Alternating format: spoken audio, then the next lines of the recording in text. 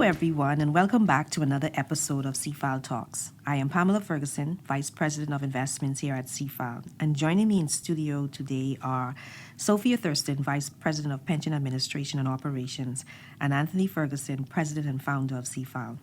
In today's episode, we will analyze the management of the pension plans of two companies which failed and were eventually liquidated and provide professional guidance on best practices as it relates to the administration and management of pension plans in the Bahamas.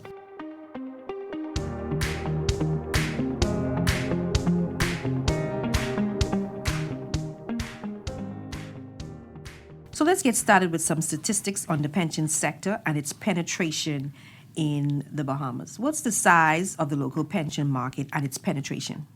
Based on the most recent statistics, the total value of private sponsored pension assets as at December 2017 was $1.1727 billion, or 10.5% of 2021 preliminary GDP. And I noticed, Sophie, when we go to pension administration, you would give some statistics on the penetration of the pension market and the major pension plans. Give us some insight on that. So with regard to private pension, less than 30% of private companies provide pension plans, and of that, more than 70% is the hotel industry, which means when we look at the financial services sector and retail, it makes up a very small percentage.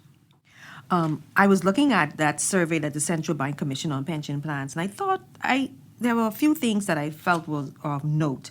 And it mentioned where in private pension plan, the largest asset class was government securities as government registered stocks, which was like about 44.7% or $500 million. So I thought that was interesting. And then when I tie that to national insurance, I think there was a report I read recently where it was either the IDB or the actuary was saying that they had too much government bonds invested in the national insurance fund. Anthony, what are your thoughts on that? Well, it speaks to the lack of opportunities, investment opportunities in the Bahamas, and why we need to open up and liberalize the ability for pension funds to invest in the international market. The reality is BISX is less than 20 stocks. The average trading position will take you anywhere from 12 months to 5 years to get out of a serious position. So the default is government bonds and some corporate bonds and from the private sector. So it's a real challenge from a long-term sustainable investment opportunities for pension funds. But, it's in recent times, the central bank has liberalized to some degree, but in my humble opinion, not sufficient. So do you think it's also an opportunity for investment in Bahamian businesses using pension assets? No, the problem is a lot of pension mandates require that you have to be publicly traded or listed for 3 years. And so a lot of pension funds asset allocation does not allow them to invest in private equity investments. And so until those rules are liberalized, I think we still will have a challenge. And this is the reason why we need pension legislation and need it urgently.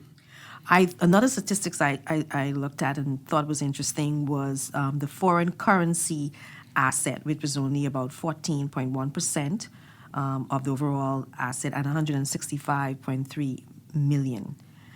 What do you suppose we can do to improve that, or do we need to improve the foreign currency component of private pension plans? Absolutely, and that's my point. I think we should liberalize it, and it should be, given the lack of opportunities, particularly given what some of the larger mandates insist upon, that we should have up to 50% or even more where they so choose to invest in the international market. But how will allowing more funds to be invested in the international market for private pension plan help the Bahamas? When I have many opportunities to invest and to gain higher returns, I'm helping the pension plan either one, if it's a defined benefit, reduce their contribution. Two, if it's a defined contribution, when I retire, the employees get more money to spend for their retirement. You mentioned defined benefit and defined contribution. Sophia, the statistics showed that even though there was a growth in defined contribution, that defined benefit is still the largest pension scheme with 75.4% of the assets, of the private pension asset being associated with defined benefit pension plan. You want to elaborate on that a bit? Yeah, so I think the main reason for that is because more than 70% is the hotel industry, and I think they have defined benefit plan. So because financial services and our retail clients only make up a small percentage, even though they are all defined contribution plans, it still is a small percentage overall. Okay, so when a client decides to commence a pension plan, what is involved? Walk us through that process for a pension plan administration and management by CFAL. So typically, we will either receive a phone call, an email, and I'll try to find out, some information about the company. And so our first step will be providing a pension proposal. So we give them an opportunity to review that, and at their convenience, we will then make a presentation where we discuss our services, we answer any questions that they may have about the proposal. After that, they will make a decision whether they would like to move further and appoint CFAL as the administrator and investment manager.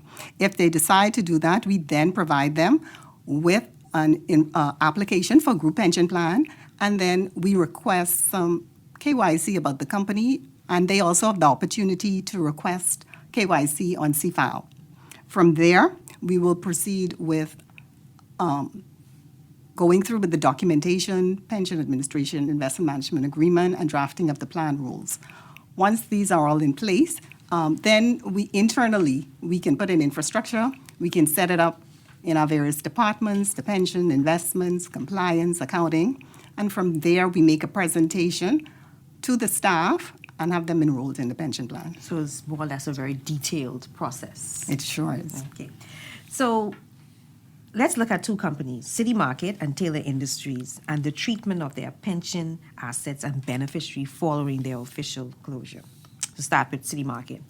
So City Market was initially owned by Winn-Dixie, and in August of 2006, it was sold to the BSL Holding Group. Now, after the sale, the company struggled and incurred heavy losses under BSL and was eventually sold again to Trans Island Traders in November of 2010 for $1. The new owners tried, according to a report, to the tune of $19 million to stabilize the company, but they were not successful.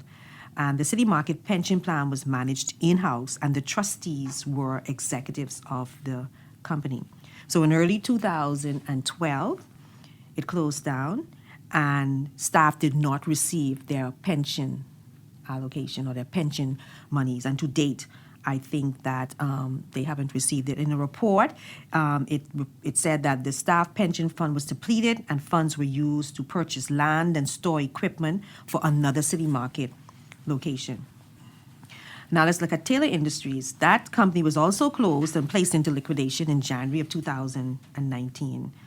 The report said that it was deemed insolvent by $1 million after incurring losses of over $1.8 million over a 4.5-year period.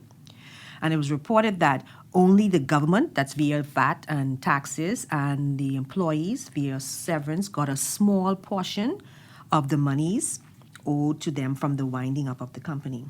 So Taylor Industries' pension plan was managed by an independent pension administrator and management firm, CFAL. So we manage Taylor Industry Pension. After the company closed and all the book works were completed, the staff of Taylor Industries received their pension plan. So because it was managed by an independent company like CFAL, the staff pension assets were protected from liquidators, company owners, the government, and creditors of the company. So I presented these two scenarios involving two failed Bahamian companies that each had a pension plan, one being City Market, where employees to date have not received their pension payout, and the other Taylor Industries, where staff receive all of their pension payout. Why do you suppose, Anthony and Sophia, the outcome involving these two companies are different, and what recommendations would you have to companies to help ensure a positive outcome as it relates to staff pensions? Well, I mean, in the first instance, right, it's a classic reasoning of why we need pension legislation. Had we had pension legislation, you would have segregation of the assets in the first instance. You would have independent trustees, if it calls for that. You would have independent asset managers and administrators. So it is a good reasoning why we should have and consider pension legislation. Now, for those companies that is considering establishing a pension plan, in the absence of government legislation for pension savings, then we would strongly encourage them to use international best practices, which would mean the segregation of the assets would mean independent trustee, independent asset managers and administrators. And the only reason why the outcome was different was because one was, in the absence of pension legislation, use international best standards and practices, and the other did not. Otherwise, tailor industry may have found itself in a similar position as city markets for some time back. Yes, I agree. I think the process differs in that there is segregation of duties. When an administrator, investment manager are appointed, the assets are not commingled. The participants receive timely statements and timely information. When they are terminated, the process is simple and they are able to be paid in a reasonable time. Having a trustee, investment manager, pension administrator, a pension committee, all of the roles are defined. And when it's in-house, I think you don't have that. So since the city market pension saga, has the government implemented or amended legislation to safeguard those companies that choose to offer their staff a pension plan? And if such legislation is not or had not been implemented, and if the government were to implement this legislation, what would you want to see in such legislation?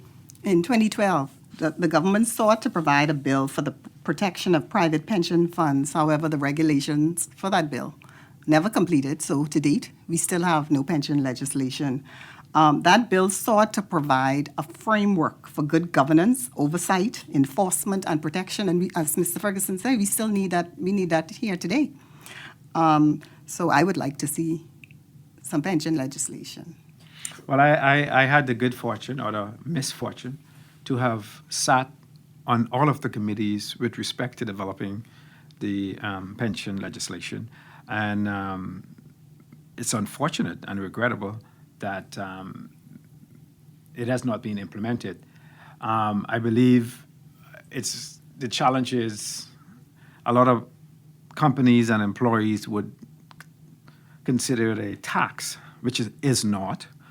Because it's for their own benefit. And had we had pension legislation and mandatory savings, I submit to you that national insurance would not have had to, and the government, to dig into its pocket to provide for persons during the COVID lockdown, or not to the tune that they did. So while it's difficult and while it requires some self-sacrifice, we need to implement to make mandatory savings. So, for instance, we have a significant underfunded, not recorded pension liability in the civil service because they don't contribute. So, when you take all of these things together, I think it is important and it's imperative that sooner rather than later, government institute and mandate some form of forced mandatory savings. And again, let me just declare my interest.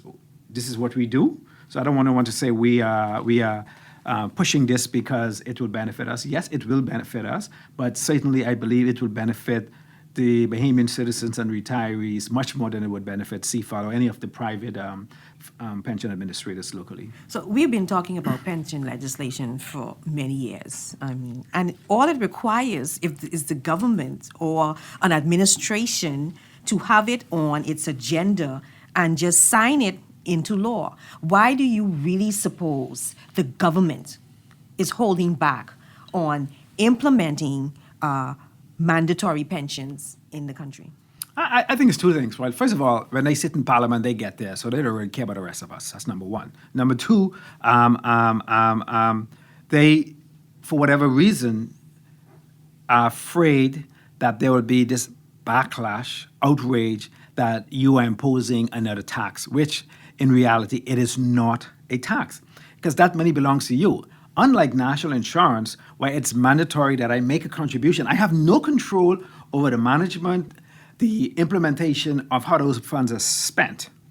With mandatory private pension plan, however, I have the ability to say, I only want to be in conservative investments. I want a combination of conservative and aggressive or whatever you want. But the point is, it is not subject to mismanagement. It's not subject to deficient management, and it's not subject to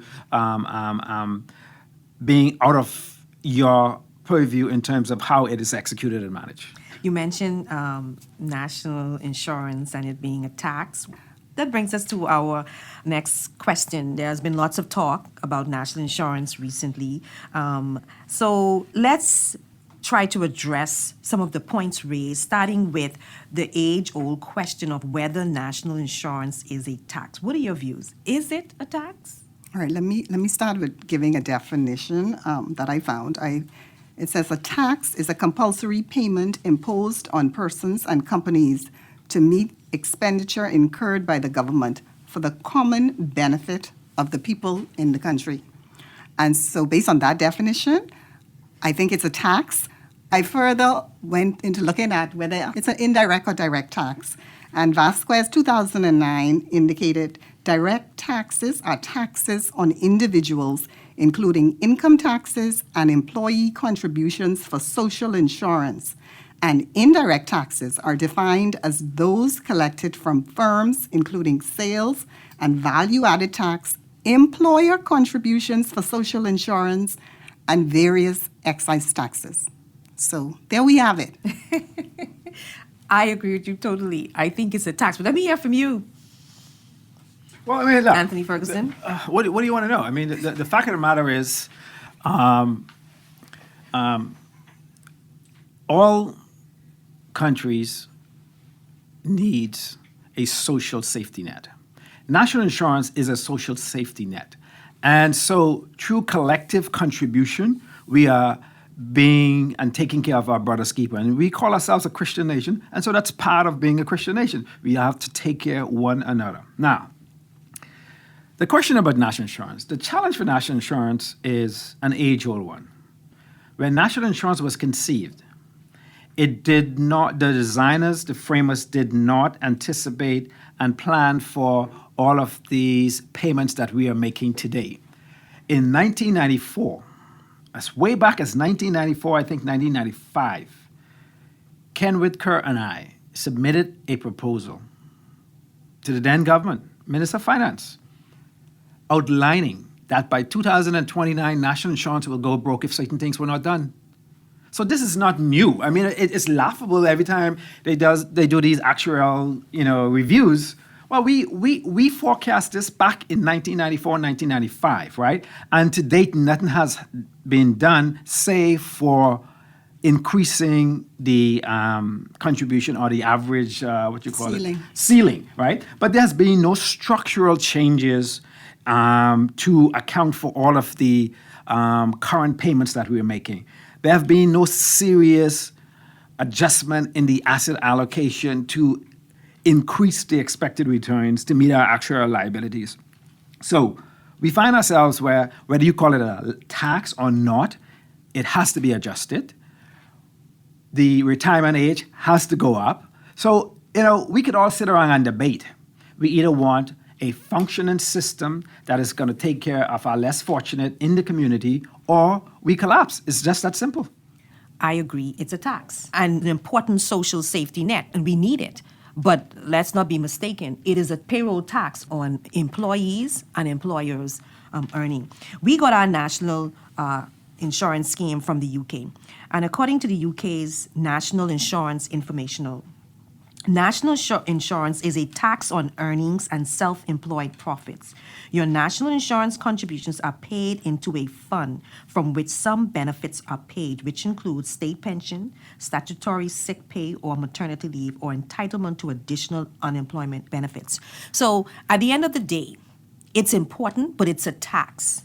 I think another point where I want to support that it really is a tax is when you look at the national insurance legislation. It talks about, and I was surprised when I saw this because I always thought that national insurance was just separate and apart from the government, and the government's only role in national insurance was making contributions on behalf of employees that work at the government. But according to the act, they said any temporary insufficiency in the fund to meet liabilities of the fund under this act shall be met from monies provided by Parliament.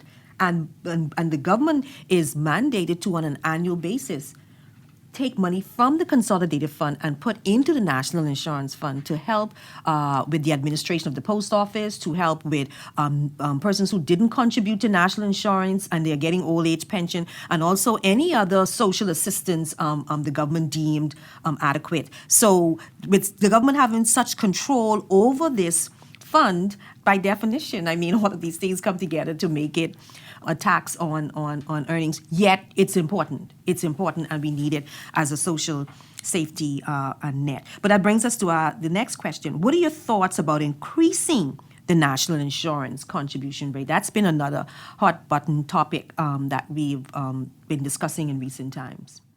So while I don't disagree that it may need to be increased, I think the management of the fund we need to look at. I heard a report yesterday where on a year-to-year, we are paying out more than we receive in revenues. And I mean, when we go back just to simple budgeting, if you continue to do that, obviously you're going to run out of money. And so why would you have a plan where you are paying out more than you are receiving? Should we not address that first? Let's bring that in line before we increase the rate, because it will never be enough if this is the basis from which we are starting. Well, I mean, okay, the reality is this, right? We are an archipelago, right? So by definition, our administrative costs compared to single island administrative costs would be much higher. However, I believe our administrative cost is just too high, right? If you look by any measurements, right? So we need to find a way to deliver the service in a more efficient, more cost-effective way. I agree with you, Sophia, not everything you said, but if I had a say in what happens, I personally would prefer the implementation of mandatory savings as opposed to increasing national insurance, where then the citizenry have more control over how their money is invested, and they pretty much know that it's in all likelihood, once you have all of the parameters in terms of independence of trustee, et cetera, that they would have be more positive about what's happening there than national insurance. And then finally, government employees need to begin, at a very minimum, new government employees should be made to contribute to national insurance or some sort of mandatory savings scheme. So it will give, I believe, folks a better feeling of the monies are being invested for my benefit and not to the whims of whatever decision the government of today decides they want to dip into national for. I think, I agree with both of you, and I think what we need is real reform in order for national insurance not to bankrupt employees and employer. Right now, the total contribution is 9.8%.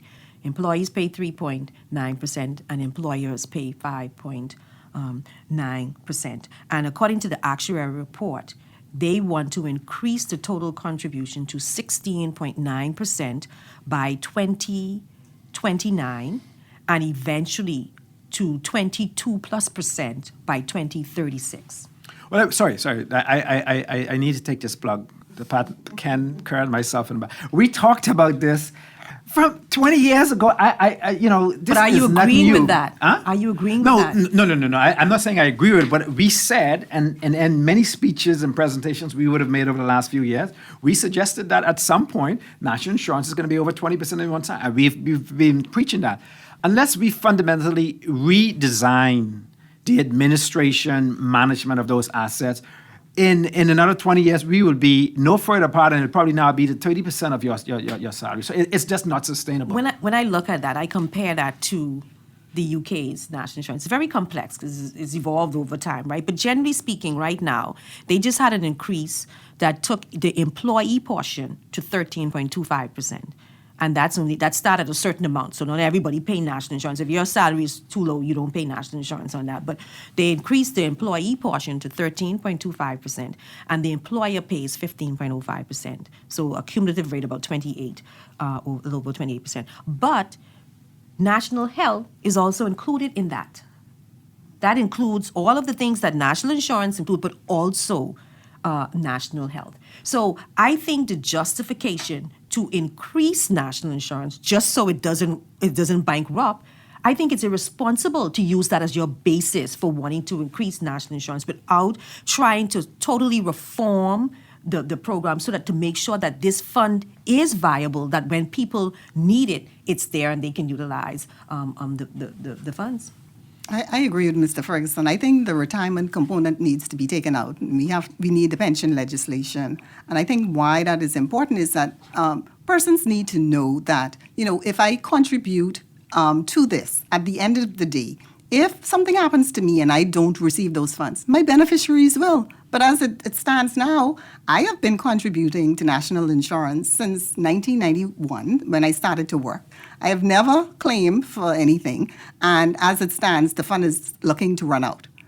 And so if I didn't have a private pension, I would be terrified. But more importantly, if, God forbid, something happened to you, your family is not entitled to any of that contribution you would have made over the last. But that's why it's a tax. And so it's a tax, and the purpose of this tax is to provide a social safety net for the citizenry. So I agree with that. I agree with national So let's insurance. take out the retirement. No, I think it should remain there because not everybody will have the opportunity or not everybody will have the means to pay a pension and to get monies that will be able to sustain them when they pass on. It's like an insurance. If I decide not to insure my home and put the funds on the side, and at 5 years of saving something happens to me, I would not have accumulated sufficient money in order to pay to deal with that tragedy. So I agree with national insurance. I think though there needs to be reform. There needs to be transparency and reform and look at implementing a broad range of reforms to help save the plan,